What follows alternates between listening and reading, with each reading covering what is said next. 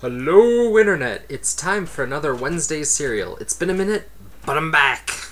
This time, I want to talk about Incognito Bad Influences number 3. I'd like to, but I have no idea what I just read. See, the thing is this book has come out so infrequently, I can't keep it in my mind. I'm not following it. The story's pretty dense, and it's good, but it's hard to follow in these small sections that come out so sporadically.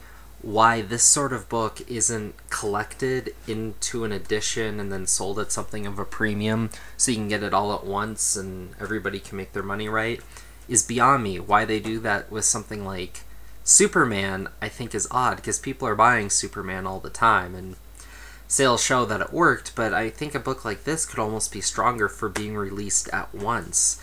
That way, it's just something that everyone can enjoy. And then suddenly the trade waiters get the added benefit of being in on the conversation too. And I think it could be interesting to see how the market respond to a book like this coming out like that. I think it would be something that could be beneficial monetarily and literally. So please, someone do something cool like that.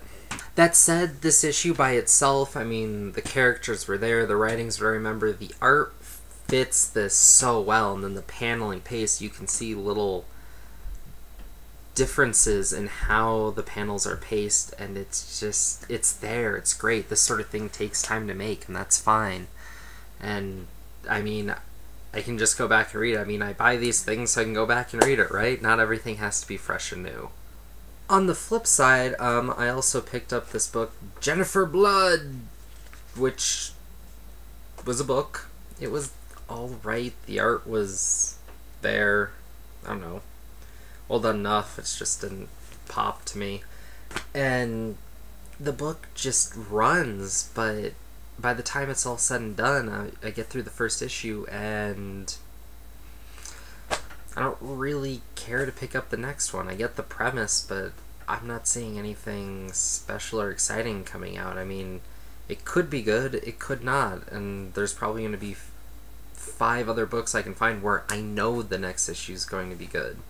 So, I don't know. That's the sort of book that I say, if you're a big Garth Ennis fan, or if this idea of a vigilante who's essentially also a common housewife and how that juxtaposes really catches your attention. I mean, this book would be something you'd be all over, because that's exactly what it is.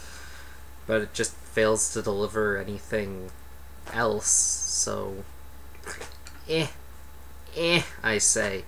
But on the flip side of collecting stuff,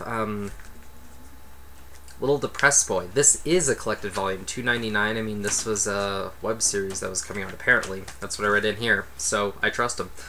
And this book wasn't anything groundbreaking. It's not anything that you haven't seen before or anything, except the art is done in such a way that it just has such character and feel. I don't think you're really going to get that from much else that you're going to buy, and this is just such a... This is what an indie comic feels like, and I mean, sure, Image, but it's just...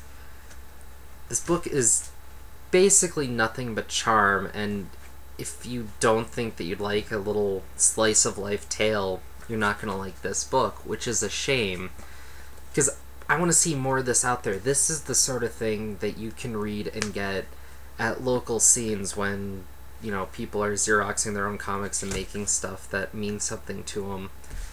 This is more of the kind of thing that you get, and it's nice to see that kind of breaking through to more mainstream, and as far as I'm concerned at this point, anything that goes through Diamond's mainstream. So, it's just nice to have that different kind of book, even if it is more for comic people that are reading so much. It's nice to have the break. This book at $2.99, just get that little feeling of something nice, and just to have that story that you read and enjoyed and you put away at the end of the day. Worth getting. Even if you're a trade person, pick this up, because this effectively is that. So, like on everyone else on YouTube that didn't update in a while, it's because there's things happening, and it's not that I'm not making videos because I'm just not. It's that I'm busy. I mean, I've been in meetings and talks and stuff, and it's just... things are going to come to fruition, and for better or worse, you should be seeing more of my face as long as you're willing to click things and check it out. So, cha! I should check you all soon, and hopefully hit you with some of that news I'd like to tell you myself, but I don't get the go-ahead to necessarily say when I can say things, and suspense. Yep. But the more important thing is right now I'm gonna go play HeroClix. But questions, comments, complaints, death threats, or anything else you have to throw at me, put it below.